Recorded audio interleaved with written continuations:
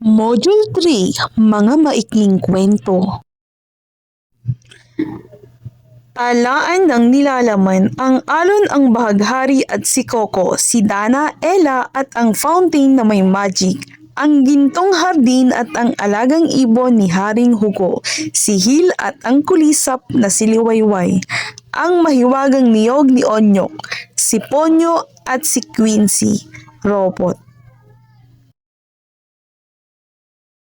Ang sampagitan ni Tina at ang usa, ang van ni na Wilma, ang xylophone ni Yana, si Zorong zebra, ang ngipin ni Nenya.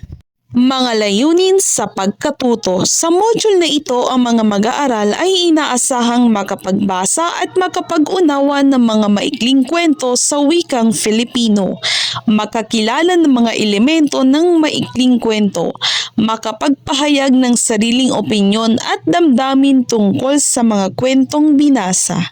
Kagamitan, mga nakalimbag na letter card A hanggang Z, mga flashcard na may larawan, mansanas, bola, pusa, aso at iba pa, laptop, tablet o mobile phone.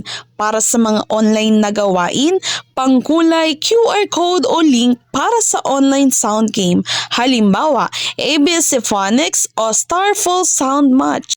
Panimulang salita, magandang araw! Sa module na ito, sama-sama tayong lulubog sa mundo ng mga kwento. Magbabasa tayo, mag-iisip at magbabahagi ng ating mga damdamin.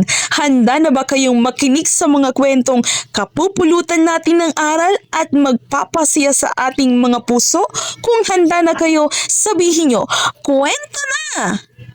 Kagamitan, mga nakalimbag na letter card A hanggang C, mga flashcard na may larawan, mansanas, bola, pusa, aso at iba pa, laptop, tablet o mobile phones para sa mga online na gawain, pangkulay, QR code o link para sa online sound game, halimbawa, ABC Phonics o Starfall Sound Match.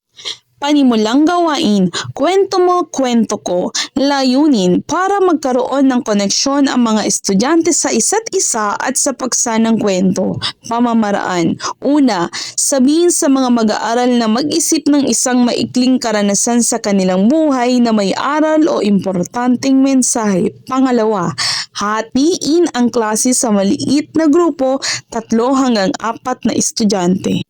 Ikatlo, hayaang magbahagian ang mga mag-aaral ng kanilang mga kwento sa loob ng grupo. Pang-apat, pagkatapos ng ilang minuto, pumili ng ilang grupo na magbabahagi ng kanilang kwento sa buong klase. Tanong na pagganyak, ano ang natutunan mo sa karanasang iyon? Mga maikling kwento. Ang alon, ang bahaghari at si Coco ay isang aso. Gusto niya ang dagat. Gusto niya ang alon. Aw, aw, alon, sabi ni Coco. Hinahabol niya ang alon. Umulan, nagdilim ang langit, nalungkot si Coco. Pero tumigil ang ulan, lumabas ang bahaghari. Ang ganda, tumingin si Coco sa alon, tumingin din siya sa bahaghari. Pareho silang gusto si Coco, masayang masaya si Coco. Mga tanong tungkol sa kwento. Una, sino ang pangunahing tauhan sa kwento? Pangalawa, ano ang hilig gawin ni Coco sa dagat? Pangatlo, saan nangyari ang kwento? Pang-apat, bakit malungkot si Coco? Panglima, ano ang lumabas pagkatapos ng ulan? Si Dana, Ella at ang fountain na may magic. Si Dana at Ella ay magkaibigan. Gusto nilang maglaro sa parke. Isang araw, nakita nila ang bagong daan. Saan to? Tanong ni Dana. Tara, sabi ni Ella. Naglakad sila. Nakita nila ang fountain. Ang ganda! Iba-iba ang kulay ng tubig. Wow! Sabi ni Dana. May sulat. Sabi, may magic dito. Sinawsaw nila ang kamay. Si Dana, kaya na palaguin ang mga halaman. Si Ella, kaya na gamutin ang hayop. Saya-saya nila. Tumulong sila sa iba. Masaya ang lahat. Mga tanong tungkol sa kwento. Una, sino ang mga pangunahing tauhan sa kwento? Pangalawa, ano ang nakita ni Dana at Ella isang araw? Pangatlo, ano ang nakita nila sa dulo ng daan? Pang-apat, ano ang nakasulat sa fountain? Panglima, anong mahika ang nakuha ni Dana at Ella? Ang Gintong Hardin at ang Alagang Ibon ni Haring Hugo.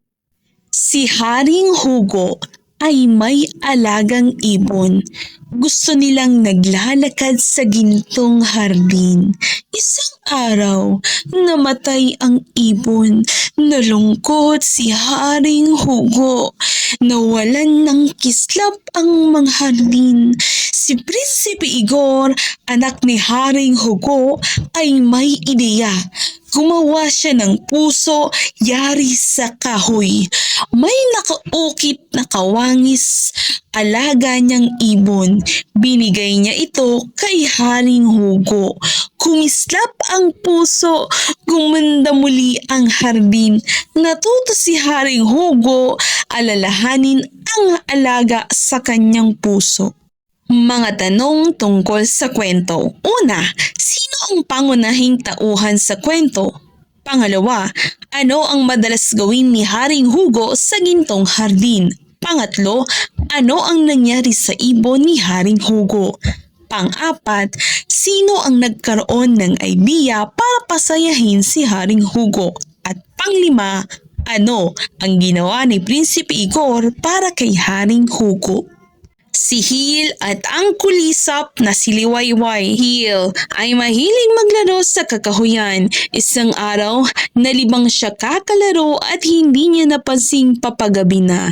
Natakot si Hill nang biglang naglitawan ang mga kulisap. Nagliwanag sila.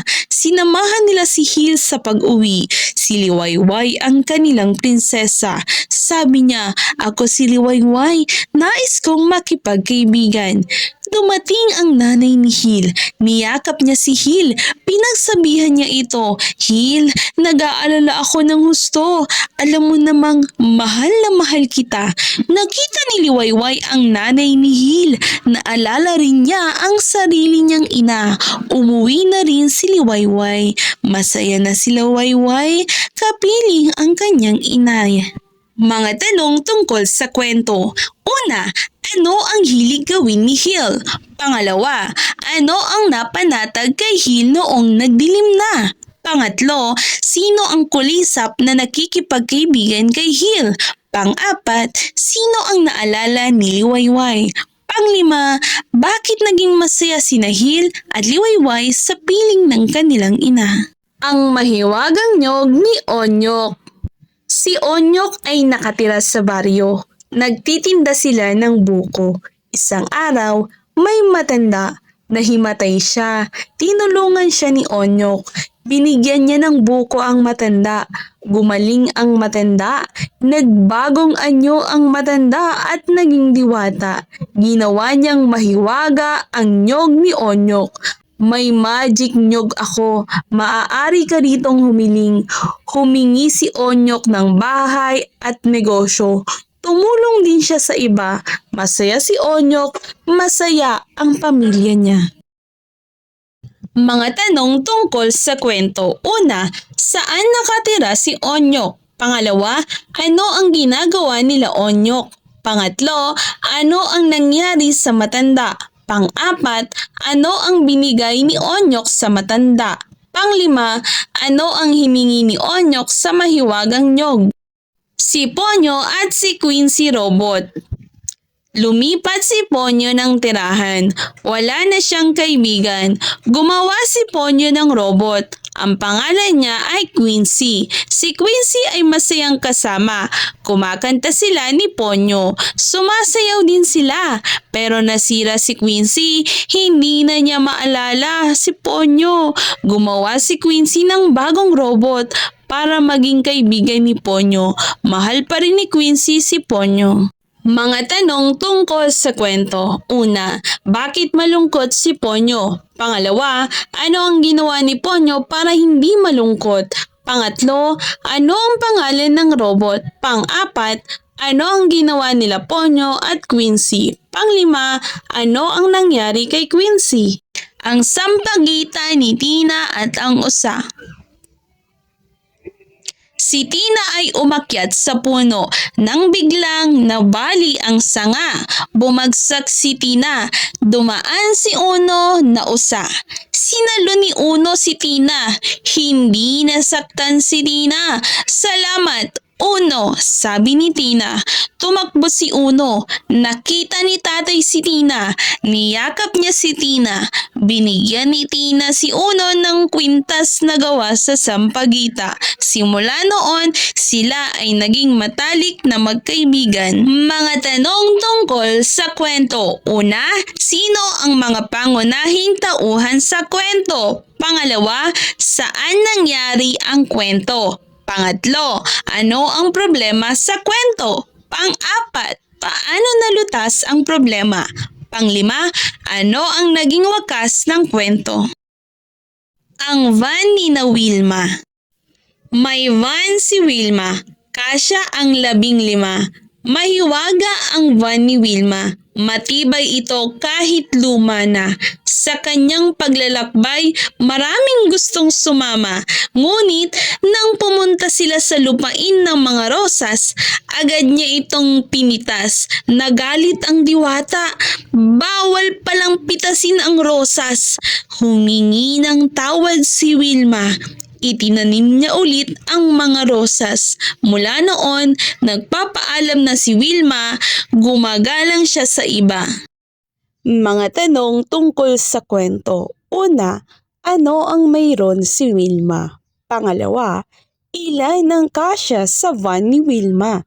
Pangatlo, saan pumunta si Wilma at ang kanyang mga kasama?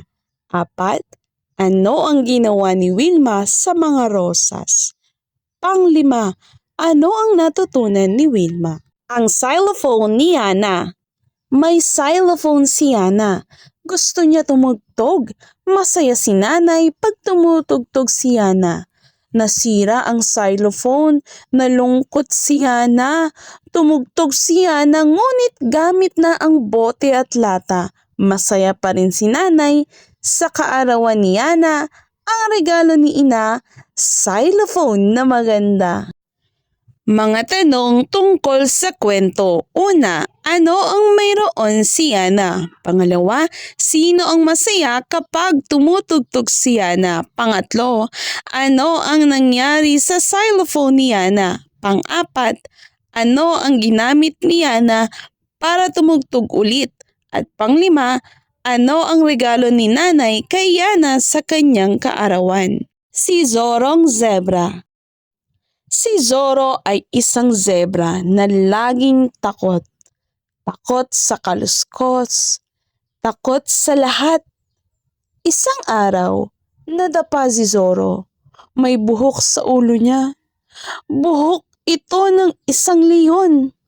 Takot si Zoro. Pero may daga na umiiyak.